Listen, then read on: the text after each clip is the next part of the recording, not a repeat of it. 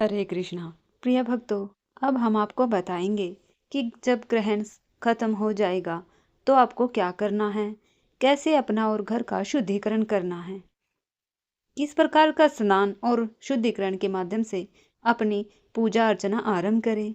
ग्रहण काल में स्नान का विशेष महत्व है। हमारे ग्रंथों के अनुसार ग्रहण के स्पर्श काल में स्नान और ग्रहण समाप्ति पर पुनः स्नान करना चाहिए। स्नान के 3 नियम होते हैं। ग्रहण शुरू होने से पहले और बाद में दोनों बार स्नान करना चाहिए। सूतक शुरू होने से पहले एक बार स्नान करें। ग्रहण के बाद शाम को 6:46 के बाद फिर से स्नान करें। ग्रहण के बाद स्नान मोक्ष स्नान कहा जाता है। यह सबसे महत्वपूर्ण है। स्नान के लिए सबसे महत्वपूर्ण बात यह है कि आप गंगा जल का उपयोग करें। अगर आप पवित्र नदी में स्नान जाकर करना चाहते हैं तो वह भी सबसे अच्छा और शुभ तरीका है। लेकिन अगर संभव ना हो तो अपने स्नान जल में गंगा जल की कुछ बूंदे मिलाकर स्नान करें। इस मंत्र का उच्चारण करते हुए स्नान करें। गंगेश यमुने शैव गोदावरी सरस्वती नर्मदे सिंधु कावेरी जलस्मिन सन्निधि कुरु, यानी कि हम उस जल के अंदर सभी पवित्र नदियों का आह्वान करते हुए उन्हें आमंत्रित करते हैं। ग्रहण काल के अंदर सबसे अच्छा होता है समुद्र का जल। अगर समुद्र में जाकर स्नान करते हैं तो यह भी श्रेष्ठ है। उसके बाद दूसरे नंबर पर आता है गंगा जल, यानी कि गंगा नदी में किया गया स्नान या फिर गंगा जल से किया स्नान। तीसरे नंबर पर आता है किसी भी नदी का जल। अगर आप किसी नदी पर जाकर स्नान करते हैं तो वह भी ग्रहण काल में अच्छा माना गया है। उसके बाद आता है सरोवर का जल, फिर आता है बहता हुआ जल और अंत में आता है स्वयं निकाला हुआ जल। अगर इनमें से कुछ भी उपलब्ध ना हो तो घर में गंगा जल मिलाकर स्नान कर सकते हैं। अब देखिए, स्नान से जुड़ी एक महत्वपूर्ण बात आपको बताते हैं।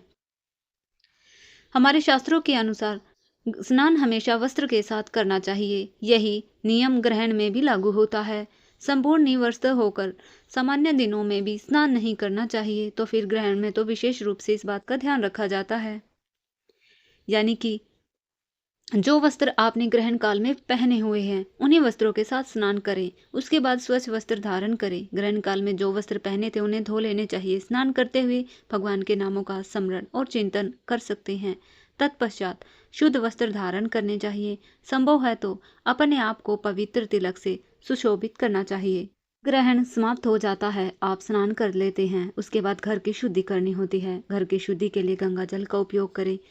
संपूर्ण घर में, रसोई घर में जहाँ पर भी कुश, घास, काले तिल, तुलसी पत्र इत्यादि सारी चीजें रखी थी उन सबको हटाकर अब संपूर्ण घर में, रसोई में गंगा जल का अच्छे से छिड़काव करना चाहिए। अगर जल नहीं है तो गौमूत्र का छिड़काव भी पवित्र बताया है। अगर आपके लिए संभव है तो आप घर की सफाई भी कर सकते हैं। उसके बाद जप माला जिसके ऊपर आपने जप किया था, ग्रहण समाप्ति के बाद उस माला को भी शुद्ध जल से धो सकते हैं। आप जिस आसन पर बैठकर ग्रहण काल में जप या ध्यान किया था उस आसन को भी धो लेना चाहिए। विशेष करके आपको जो पूजा स्थल है, मंदिर की जगह है, उस स्थान को भी विशेष रूप से स्वच्छ करना चाहिए। गंगा जल या तुलसी के जल में से मंदिर और घर में छिड़काव करना चाहिए। ऐसा करने से ग्रहण काल की बाकी बची हुई जितनी भी नकारात्मक ऊर्जाएं होती हैं वह दूर हो जाती है। अब बात करते हैं ग्रहण काल में देने वाले दान के विषय में। हमारे शास्त्रों में वर्णन आता है, स्पर्शे स्नानम भवे तोमोग्रस्त मुनान्यो दानम स्थानम मुक्त्यम स्नानम ग्रहे चंद्राक्यो विधि, यानी ग्रहण के समय स्पर्श काल में स्नान ग्रसित होने पर हवन और जप, मोक्ष यानी कि ग्रहण समाप्ति के बाद समयदान और पुनः स्नान करना चाहिए। इसी प्रकार एक और ग्रंथ में वर्णन आता है कि ग्रहण काल में स्नान, दान, तप और श्रद्धा का फल पुनः अनंत गुना होता है। ग्रहण काल में कौन सा दान करना शुभ है? ग्रहण काल के दौरान आप विभिन्न प्रकार के दान दे सकते हैं, जैसे गायों के लिए दान देना, पक्षियों के लिए अन्न, दाल, जल देना, जरूरतमंदों को वस्त्र, छाता, धन आदि का दान करना। इस बार चंद्र ग्रहण है। कहा जाता है चंद्र का रंग श्वेत है, इसलिए सफेद वस्तुओं का दान विशेष रूप से शुभ माना जाता है, जैसा कि चावल, चीनी, दूध, सफेद वस्त्र, चांदी, मोती। महाभारत की नीति शास्त्र में वर्णन है, दान से स्वर्ग प्राप्त होता है। इस लोक और इसी लोक और परलोक में दान से मनुष्य पूज्य बनता है। ग्रहण काल में अवश्य दान देना चाहिए। अपनी क्षमता अनुसार अपने पूर्वजों के लिए दान दे सकते हैं, भगवान की सेवा के लिए दान दे सकते हैं और ग्रहण काल के दौरान दान मनुष्य को करोड़ गुना फल प्रदान करता है। अपने आसपास के किसी वैदिक संस्कृति केंद्र या फिर मंदिर को सशक्त बनाने के लिए दान दे सकते हैं। लोगों में ऐसी मान्यता है दान हमें सिर्फ थोड़ा सा ही देना है, लेकिन वास्तव में वह विचार उल्टा है। जितना अधिक हम दान देने की भगवान के लिए देते हैं, उतना अधिक लक्ष्मी देवी हम पर प्रसन्न होती है। कुछ काम ऐसे होते हैं जो हमें ग्रहण के समय नहीं करने चाहिए। ग्रहण काल में सोना वर्जित बताया है। शास्त्रों में कहा गया है ग्रहण काल के दौरान किसी को भी निद्रावस्था में नहीं जाना चाहिए, यानी कि उसे सोना नहीं चाहिए। देवी भागवत में भी इसका उल्लेख मिलता है। इसलिए ग्रहण काल के दौरान अधिक से अधिक जाग कर जब ध्यान करना चाहिए। दूसरा, ग्रहण के ठीक उस समय ग्रहण चल रहा हो उस समय में यथासंभव शौचालय का उपयोग भी नहीं किया जाता। अगर शारीरिक आवश्यकता हो जाने के बाद हाथ पैर अच्छे से धोने चाहिए। यह विशेष रूप से इस नियम का पालन होगा 20 मिनट की अवधि में, यानी कि जब ग्रहण चल रहा है। भारत में शाम को 6:26 से लेकर 6:46 के बीच में है। बच्चों के लिए, वृद्ध लोगों के लिए, गर्भवती महिलाओं के लिए इस नियम का पालन करना इतना आवश्यक नहीं है। सभी के लिए यह 20 मिनट का समय है, जो कम से कम माना गया है। तो थोड़ा प्रयास करके इस नियम का पालन करें। ग्रहण काल में किसी भी प्रकार से तुलसी के पौधे के पत्ते तोड़ना और फूल तोड़ना वर्जित है। इस समय गीले बालों या गीले कपड़ों को निचोड़ा भी नहीं जाता। इस दौरान किसी नए शुभ कार्य की शुरुआत नहीं की जाती। सूतक काल में नया कार्य आरंभ नहीं किया जाता। विवाह, गृह प्रवेश, व्यापार, शुभारंभ, मुंडन इस दिन वर्जित बताए गए हैं। गर्भवती महिलाओं के लिए कुछ विशेष नियम होते हैं, उन्हें सावधानी रखने की जरूरत होती है। गर्भवती महिलाओं को ग्रहण काल में सुई, कैंची, चाकू, लोहे की कोई भी वस्तु छूने से बचना चाहिए। इससे गर्भस्थ शिशु पर प्रतिकूल नकारात्मक प्रभाव पड़ता है। ताले लगाना या खोलना, दरवाजों को बार बार बंद करना या खोलना, यह कार्य नहीं करने चाहिए। कपड़े सीलना, सब्जियां काटना, यह सारे कार्य गर्भवती माताओं के लिए ग्रहण काल में वर्जित बताए गए हैं। अब देखिए, गर्भवती माता जो होती है उसका स्वास्थ्य बड़ी जिम्मेदारी और प्राथमिकता होती है। सूतक काल मात्र दोपहर में 3:28 से ही आरंभ होता है और शाम को 6:46 तक रहता है। सुबह से भूखा रहने की आवश्यकता नहीं है। वे सामान्य रूप से भोजन, जल, दवाइयाँ ले सकती हैं।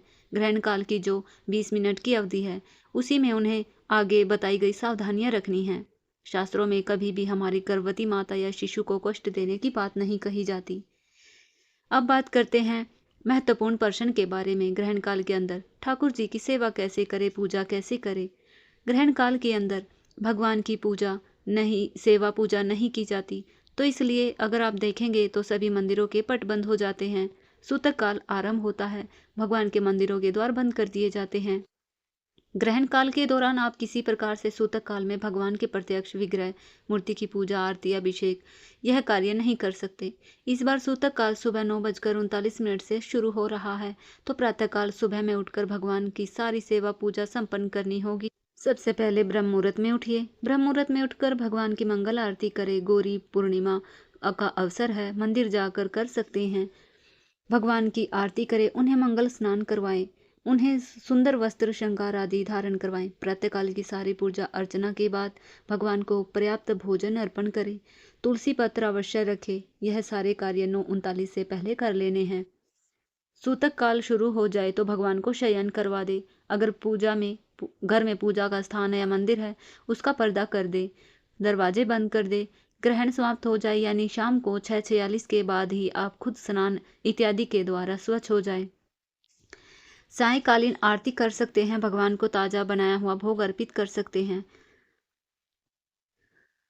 ग्रहण के दौरान भगवान को कुछ ड्राई फ्रूट भोग जैसे सूखा मेवा, बादाम, किशमिश आदि स्नैक्स बना करके, तुलसी पत्र डाल करके भगवान को भोग लगा सकते हैं। जब सूतक काल शुरू होता है तो उस समय आप भगवान के मंदिर के द्वार बंद कर दीजिए, पर्दा लगा दीजिए। इस दौरान भगवान के पास भोग भी रहेगा और जल भी रहेगा। दोनों के अंदर तुलसी पत्र रखें। अगर आपको यह जानकारी अच्छी लगी हो तो वीडियो को लाइक करिए। कमेंट में जय श्री हरि, हर हर महादेव जरूर लिखें। धन्यवाद।